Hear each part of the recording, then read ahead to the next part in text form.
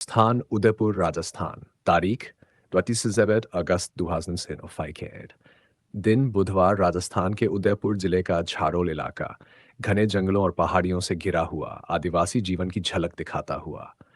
यहाँ सुबह सुबह जब सूरज की पहली किरणें पेड़ों के बीच से छनकर निकलती हैं तो पक्षियों की चहचहाहट और पशुओं की आवाज़ों के बीच एक अलग ही वातावरण बनता है।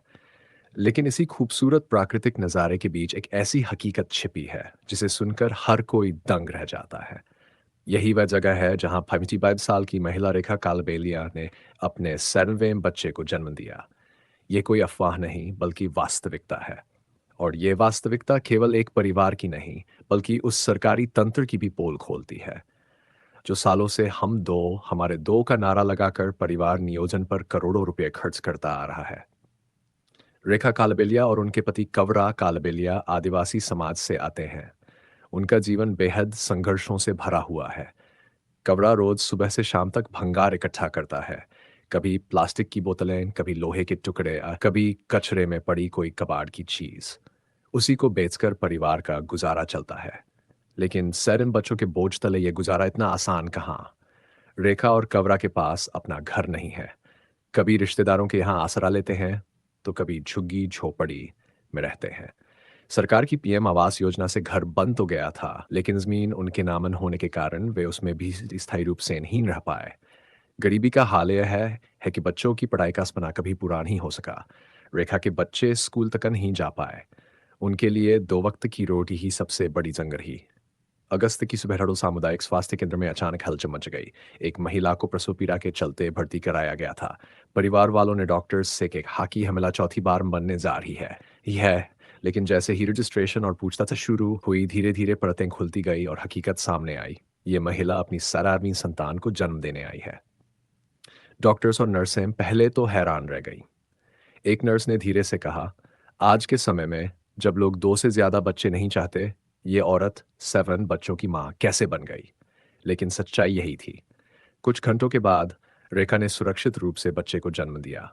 बच्चा जिंदा और स्वस्थ था। हॉस्पिटल में यह खबर जंगल की आग की तरह फैल गई। लोग देखने के लिए इकट्ठा होने लगे। हर कोई दबी आवाज में चर्चा कर रहा था, 7 बच्चे, इतना बड़ा परिवार, ये कैसे संभालते होंगे। कवरा कालबेलिया का चेहरा थका हुआ था। उसने डॉक्टर से कहा, साहब हम क्या करें। हम गरीब लोग हैं। खाने पीने का ही जुगाड़ मुश्किल से कर पाते हैं। बच्चों की शादी के लिए भी पैसे नहीं हैं। कर्ज पर जी रहे हैं। साहूकार से 20% ब्याज पर पैसा लिया था, आज तक चुका नहीं पाए। लाखों रुपए लौटाए लेकिन ब्याज का पहाड़ और बढ़ता जा रहा है। उनके घर की हालत यह है कि 4 बेटे और 1 बेटी जन्म के बाद ही चल बसे। फिर भी रेखा ने लगातार बच्चे पैदा किए। आज 5 बच्चे शादीशुदा हैं और उनके अपने भी बच्चे हैं। यानी रेखा अब सिर्फ अफसरन बच्चों की माँ ही नहीं, बल्कि कई बच्चों की दादी भी बन चुकी है। डॉक्टर रोशन दरांगी, जो झाड़ोल स्वास्थ्य केंद्र में स्त्री रोग विशेषज्ञ हैं, ने इस पूरे मामले पर गंभीर चिंता जताई। उन्होंने कहा, हमने जब रेखा को भर्ती किया तो परिवार ने गलत जानकारी दी, लेकिन बाद में असलियत सामने आई। ये बेहद चौंकाने वाला है कि आज भी इतने बच्चे पैदा हो रहे हैं। हम अब इस दंपति को नसबंदी के लिए जागरूक करेंगे। यह बयान केवल एक डॉक्टर का नहीं था, बल्कि एक सिस्टम की असफलता का सबूत था। सोचिए, करोड़ों रुपए परिवार नियोजन पर खर्च होते हैं। पोस्टर, विज्ञापन, नारे, सब जगह हम दो, हमारे दो गूंजता है। लेकिन जमीनी हकीकत यह है कि अशिक्षा और गरीबी के चलते लोग जागरूक ही नहीं हो पाए। अब जरा सोचिए, इतने बड़े परिवार का समाज पर क्या असर पड़ता है। सबसे पहले, बच्चे शिक्षा से वंचित रह जाते हैं। दूसरा, आर्थिक तंगी उन मजदूरी या भंगार जैसे कामों पर मजबूर कर देती है। तीसरा, स्वास्थ्य सेवाओं की कमी और पोषण न मिलने से बच्चे अक्सर बीमार रहते हैं। चौथा, कर्ज का बोझ और ब्याज परिवार को और गरीबी में धकेल देता है। रेखा और कवरा जैसे परिवार केवल अपने बच्चों के भविष्य से ही नहीं, बल्कि समाज और देश के भविष्य से भी खिलवाड़ करने पर मजबूर हो जाते हैं। सरकार ने जनसंख्या नियंत्रण के लिए कई योजनाएं शुरू की। नसबंदी कैंप, कंडोम वितरण, गर्भनिरोधक गोलियां, यहां तक कि विज्ञापन में फिल्मी सितारों को लाकर प्रचार कराया। लेकिन सवाल यह है, क्या ये योजनाएं झाड़ोल जैसे आदिवासी और पिछड़े इलाकों तक पहुंच पाई। अगर पहुंची भी तो क्या लोगों ने इन्हें समझा और अपनाया। जवाब साफ है, नहीं। आज भारत 21वीं सदी में खड़ा है। देश अंतरिक्ष में झंडे गाड़ रहा है। Digital India, make in India, smart city जैसी योजनाएं बन रही हैं।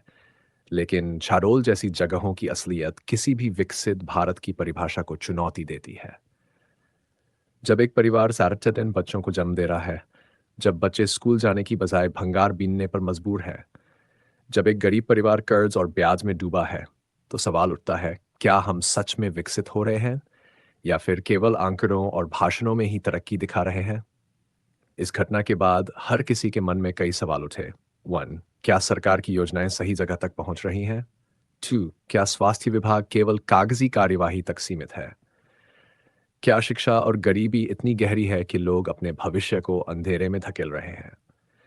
क्या सचमुच भारत विकसित कहलाने लायक है जब यहाँ 7 बच्चों का बोझ झेलता परिवार आज भी मौजूद है? रेखा कालबेलिया की यह कहानी केवल एक परिवार की नहीं है। यह उस पूरे समाज और सिस्टम का आईना है, जहां गरीबी, अशिक्षा और नीतियों की असफलता एक साथ मिलकर जीवन को अंधेरे में धकेल देती है।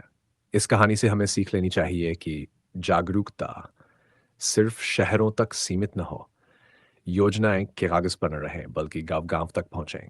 शिक्षा और स्वास्थ्य हर परिवार तक पहुंचना चाहिए। एंड इस कहानी को सुनाने का उद्देश्य सिर्फ आपको जागरूक करना है। किसी भी व्यक्ति की भावनाओं को ठेस पहुंचाना हमारा इरादा नहीं है। अगर आपको ये कहानी अच्छी लगी हो तो कृपया हमारे चैनल को सब्सक्राइब करें और जुड़े रहें नई कहानियों के लिए।